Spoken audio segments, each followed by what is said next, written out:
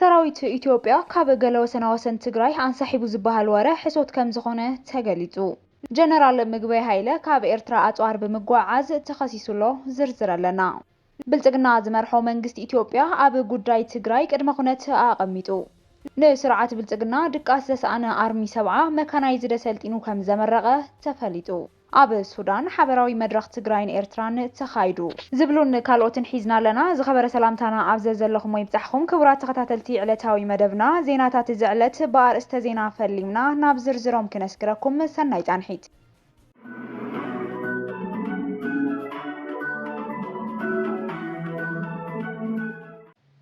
ሰራዊት ኢትዮጵያ ካብ ገለ ወሰናወሰን ትግራይ አንሳሒቡ ዝበሃል ወረ ሕሶት ከም ዝኾነ ተገሊጹ።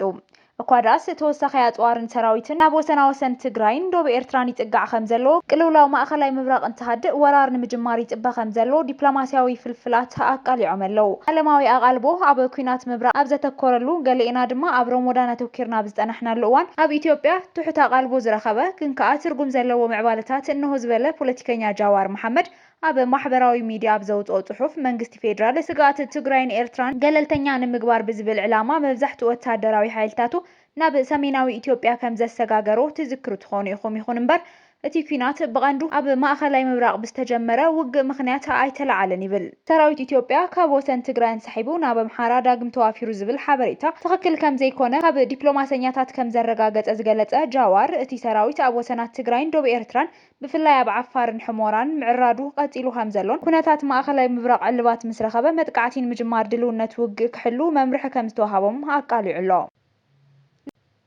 ጀነራል ምግበይ ሃይለ ካብ ኤርትራ ኣጽዋር ብምጓዓዝ ተኸሲሱሎ።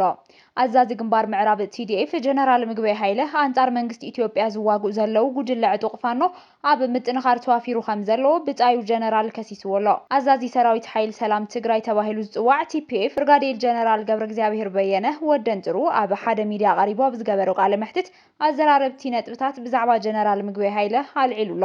ወደንጥሩ ኣብ ዘረብኡ ብዛዕባቶም ኣብ ትግራይ ካብ ኮርን ላዕሊ ብዝብል ዝፍለጡ ነቶም ውግንነኦም ብዶክተር ደብረጽዮን ገብረ ሚካኤል ዝምራሕ ጉጅለ ሕወሓት ዘረጋግጹ ኣዘዝቲ ሓይልታት ጸጥታ ትግራይ ዝምልከቱ ጥንክር ዝበል ነቐፌታታት ከቕርብ ተሰሚዑሎ።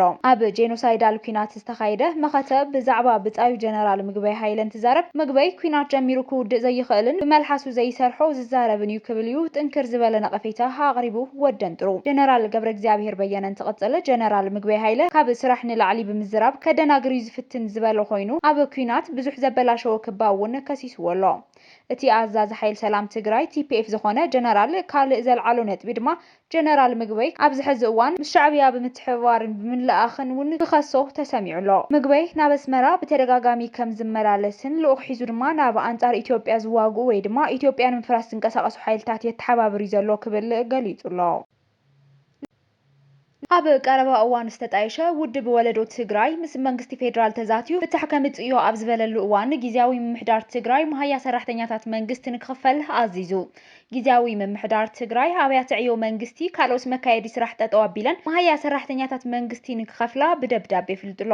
መንግስቲ ፌደራል ናይ ወርሒ ሕዳርን ታሕሳስን ናብ ትግራይ ክልእኾ ካብ ዝግብኦ ድጎማ በጀት እቲ ሲሶ ጥራሕ ብምልኣኽ ኣብ ወርሒ ጥርን ለካቲትን ግና ሙሉእ ብሙሉእ ምቁራጡ ሲዒቡ ጊዜያዊ ምምሕዳር ትግራይ መሃያ ሰራሕተኛታት ክኸፍል ብዘይምኽኣሉ ክፍሊት መሃያ ሰራሕተኛታት መንግስቲ ጠጠው ንኽብል 24 ለካቲት ብዝጸሓፈዎ ደብዳቤ መሰረት ምሕላፉ ዝዝከር እዩ። በዚ እውን ቀዲሙ እውን ኣብ ቆይቆይ ዝነበረ ሰራሕተኛ መንግስቲ ንገዛ ክራይ ትምህርትን ምኽፋል ተሳኢንዎ ኣብ ከቢድ ጸገም ከም ዝወደቐ ክግለጽ ጸኒሑ እዩ።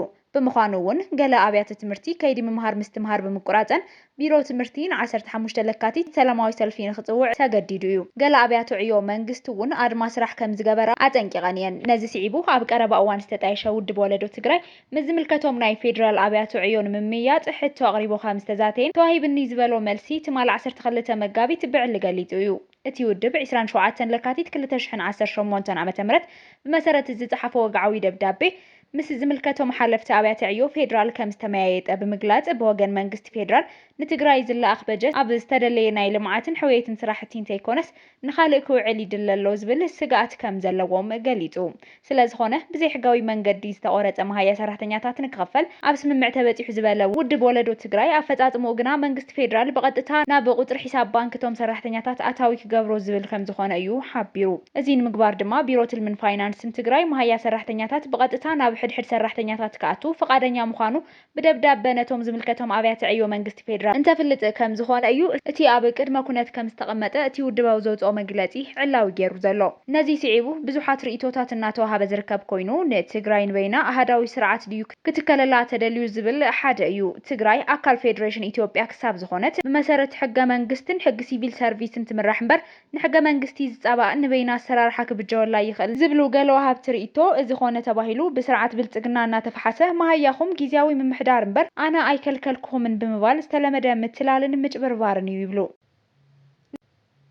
ንስርዓት ብልጽግና ድቃስ ዘሰኣነ አርሚ 70 መካናይዝድ ሰልጢኑ ከም ዘመረቀ ኣፍሊጡ።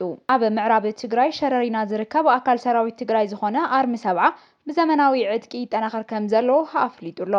እቲ ወጽዓን መከራን ህዝቢ ትግራይ ብፍላይ ድማ ህዝቢ ምዕራብ ዝወለዶ አርሚ 70 ንባዕሉ ንዝማንን መካናይዝድ ሰራዊት ተሰልጢኑ ትማሊ 12 መጋቢት 2018 ዓመተ ምህረት ዝዛዘመ ኮይኑ ካብ ደጀኑ ተነጺሉ ግን ድማ ብሓሳብን ትብዓትን መረበቱን ምምላስ ብትዕግስቲ ይጽበ ከም ዘሎ እዩ ዝግለጽ። ነቲ ሰራዊት ንምትብባዕ ንምዝንጋዕን ካብ ኣሜሪካ ናብ ሸረሪና ዝኣተወ ኣርቲስት ብርሃነ ሃይለ ድማ ሕሞራ ዓደየ ማይካድራ ዓደየ ራውያን ዓደየ እናበለ ግዛኣት ትግራይ ናብ ንቡሩ ዝምለሰሉ እዋን ርሑቕ ከም ዘይከውን ዘተስፉ ደርፊ ኣቕሪብሎም እዩ። ኣብ ሱዳን ሓበራዊ መድረኽ ንህዝብታት ትግራይን ኤርትራን ተኻይዱ። ኣብ ሃገረ ሱዳን ክልል ከሰላ ኣብ ዝተሳለጠ ዘተ ብማሕበረኮም ኤርትራ ዝተዳለወ ኮይኑ ርክብ ህዝብታት ንምጉልባትን ክካየድ ናይ ዝጸንሐ መድረኻት መቐጸልታን ምዃኑ ሓቢሩ። ኣብቲ ዝተዳለወ መድረኽ ዘተ መልእኽቲ ዘስምዑ ተወካሊ ማሕበረኮም ኤርትራ ኣይተ ሳሙኤል ካብ ማሕበር ተጋሩ ሱዳን ኣይተ ነጋሲ ተስፋይን ኣብ መንጎ ህዝብታት ትግራይን ኤርትራን ዝነበረ ስጡም ርክብ ዝያዳ ሕይሉ ከም ዝቕጽል ብምግላጽ ነዚ ዘተ ዘተዓናቕፍ ተቐባልነት ከም ዘይብሉን ህዝቢ ዝጀመሮ ርክብ ከዓሙቕን ጠዊዖም። ኣብ መንጎ ህዝብታት ትግራይን ኤርትራን ዝግበር ርክብ ቀጻልን እናተጠናኸረ ዝኸይድን ዘሎ እዩ ኢሎም እቶም ተወከልቲ ህዝቢ ኣብ ሱዳን ከሰላ ኣብ ዘሳለጥዎ ሓበራዊ መድረኽ። ቅድሚ ሕዚ እውን ርክባሓት ህዝብታት ትግራይን ኤርትራን ሱዳንን እናተኻየደ ከም ዝጸንሐ ተጠናኺሩ ከም ዝቕጽልን ሓቢሮም ሕዚ እውን ህዝብታት ትግራይን ኤርትራን ምስ ጎረባብቶም ዝህልዎም ስጡም ርክብ ዝኾነ ይኹን ኣካል ከዓክቶ ከም ዘይኽእል ኣብቲ እዋን ተሓቢሩ ክብል ማሕበር ተጋሩ ሱዳን ዝለኣኸ ጸብጻብ ኣመላኺቱ። ዝኸበርኩም ብተኸታተልቲ ዜናታትና ነዚ ሰዓት ዝበልናዮም ሓደሽቲ ምዕባለታትን እዋናዊ ዜናታትን ኣብ ዝዛዚልና ኣለና። ንምክትታልኩም ነመስግን። ሰላም